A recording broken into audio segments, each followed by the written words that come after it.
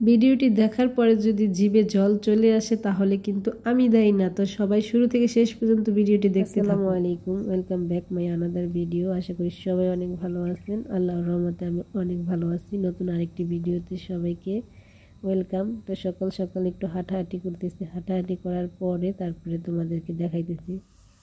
তো এখানে আমি এটা হলো জিরার পাউডার একটু জাল দিয়ে নিতেছি, চায়ের মতো বানিয়ে, সাথে আদা চেঁচা দিছি।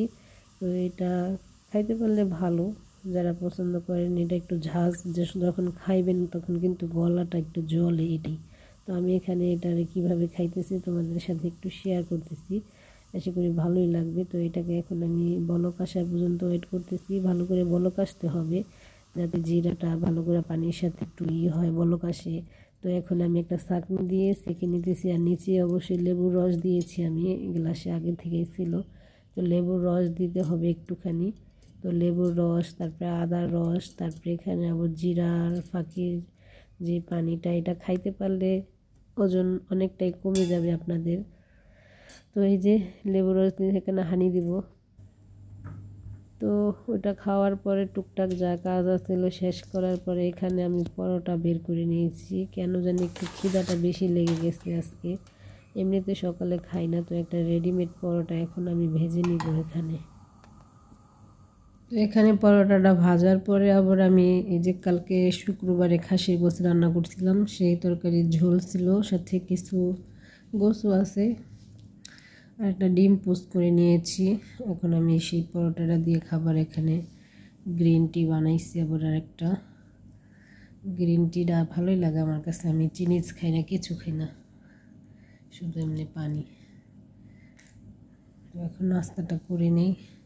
সবসময় সকালে নাস্তা করি না, বাট আজকে খাইতেছি, কারণ খিদা তো আর সহ্য করার মতো নয়, কারণে আগে খাই আমি।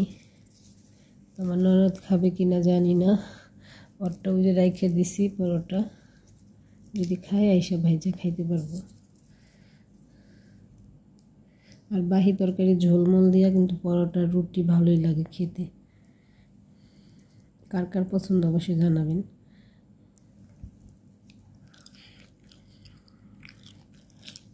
ভালোই লাগতেছে।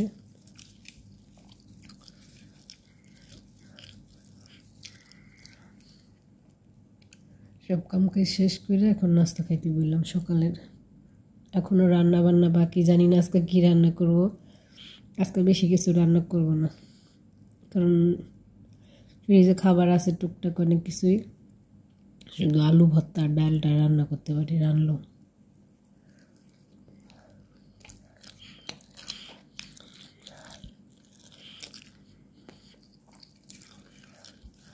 এই ডিমের ইটা কাঁচা রাখতে তো ভালো লাগে, অনেক কিন্তু এই জিনিসটা খান না, বাট আমার কাছে অনেক ভালো লাগে একটু কাঁচা কাঁচা থাকলে কুসুমটা।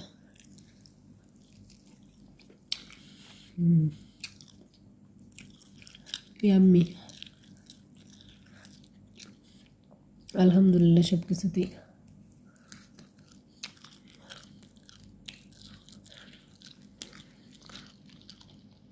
তো নাস্তা শেষ করে তারপর কি কাজ করব সেটা দেখাবো, অবশ্যই সাথে থাকবা।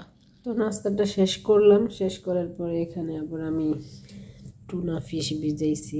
এটা টুনা ফিশ না কিং ফিশ জানি না। তো 4 পিস মাছ রেখে দিয়েছিলাম, এখন সেটাকে ভাজতে পারি কি করি অবশ্যই দেখাবো তোমাদেরকে পরে। এখন ভিজিয়ে রাখলাম, বরফে ছুটতেছে না। এখানে ভর্তার জন্য আলু সিদ্ধ দিছি আর 2টা ডিম সিদ্ধ দিছি। ডিম ভর্তা করবো, আলু ভর্তা করব, আর কি ভর্তা করা যায় দেখা যাক। আগের ভর্তা বানানো আছে, আবার সেই লোটটা মাছের, তারপরে চিংড়ি মাছের শুটকি ভুনা আছে, এই কারণে। আর বেগুন ভাজবো সাথে, আর মাছ, এই যে বেগুন আর মাছ রাখছি মশলা মেখে পরে ভাজবে। এখন বেগুনে মশলা মাখলে বেগুনটা কেমন যেন হয়ে যায়, কারণে পরে মাখবো। তো এখানে আমি এই যে হলুদ, তারপর মরিচ গুঁড়ি আর লবণ দিয়ে মাছটা আর এই ভেজে মানে মেখে রাখছি। আর এখানে শুকনা মরিচ টেলে নিতেছি, যেহেতু ভর্তা বানাবো, আলু ভর্তা, তারপর ডিম ভর্তা আর পেঁয়াজ ভর্তা। তো এইগুলোর কারণে কিন্তু মরিচ বেশি করে টালতেছি। আর এখানে তারপর আবার আমি মরিচ টালার পরে বেগুনটাও ভাজা বসাই দিছি। আর এই যে বেগুনটা উল্টাই দিয়েছি, কি সুন্দর একটা কালার চলে আসছে। আর বেগুন ভাজা দিয়ে গরম ভাত খেতে কিন্তু ভালোই লাগে। আর এখানে মাছও ভেজে নিতেছি, অলরেডি ভাজাও হয়ে গেছে। এটা কিংফিশ। তো কারা কারা কিংফিশ পছন্দ করেন জানাবেন। এই যে বেগুন ভাজা, শুকনো মরিচ ভাজা। তো সব কিছু ভেজে এখানে আবার এসে পেঁয়াজ কাটলাম, ধনিয়া পাতা কাটলাম, তারপরে এখানে শুকনো মরিচটা লবণ দিয়ে এখন ভালো করে কষলিয়ে নিবার আমি হাতে একটা হ্যান্ড গ্লাভস পরে নিয়েছি, কারণ যেহেতু মরিচ অনেকগুলো, যাতে আমার হাত না জ্বলে। কিন্তু মরিচের জ্বলনটা কিন্তু অনেকক্ষণ থাইকা যায়। তো এই যে পেঁয়াজগুলো দিয়ে এখন শুকনো মরিচের সাথে আর ধনিয়া পাতা দিয়ে ভালো করে চটকিয়ে মেখে নিব। পরবর্তীতে সরিষার তেল অ্যাড করব। তো সরিষার তেল দিয়ে কিন্তু ভর্তাটা বানাইলে অনেক ঘ্রাণ আর অনেক ভালো লাগে। তো এখানে সরিষার তেল দিয়ে দিতেছি একটু বেশি করে, যাতে একটু ঝাঁজটা বেশি হয়। পেঁয়াজের ঝাঁজ, তারপরে সরিষার তেলের ঝাঁজ, কি সুন্দর যেন একটা স্মেল আসতেছে, কি বলবো। তো কিছুটা পেঁয়াজ উঠাই রেখে এখানে আবার আমি 2টা ডিম ওই বোলের ভিতরে এখন ভর্তা বানিয়ে নিব। আজকে সব কাঁচা পেঁয়াজ দা ভর্তা, কাঁচা পেঁয়াজের ভর্তা খাইয়া দেখেন, অনেক ভালোই লাগে। যারা পছন্দ না করেন ট্রাই করে দেখতে পারেন। আমার কাছে ভালোই লাগে, আমার ননদের কাছেও ভালো লাগে। তো ডিম ভর্তাটা এই যে কমপ্লিট হয়ে গেছে। এখন একটা বাটিতে আমি উঠাই নিব আর আলু ভর্তা বানাবো এখানেই। তো এই যে ওইটা উঠানোর পরে এখন আবার আমি আলু ভর্তাটাও এখন বানিয়ে নিতেছি। আর কি বলবো, ভালোই লাগতেছে ভর্তা বানাইলে। আর ভর্তা দিয়ে কিন্তু ভাত বেশি খাওয়া যায়, আপনারা ট্রাই করে দেখতে পারেন। এই যে কি সুন্দর লাগতেছে। এখন মাখা এই যে বানানো হয়ে গেছে। এখানে আলু ভর্তা, এই যে ডিম ভর্তা, আর এখানে এই যে পেঁয়াজ ভর্তাটাও আছে কিছুটা। এদিকে গরম ভাত দিয়ে অনেক ভালো লাগবে সবকটা আইটেম। আর এই যে মাছ আর বেগুন ভাজা। তো কেমন হয়েছে আজকের এই আইটেমগুলো। তো এখানে আবার বাটিতে বাইরে নিচ্ছি, এটা একজনকে দিব এই কারণে, কারণ বাঙালি খাবার সবাই পছন্দ করে, এই কারণে বাইরে রাখলাম যাতে তারে দিতে পারি। ভর্তার আইটেমগুলো কেমন হয়েছে জানাবেন।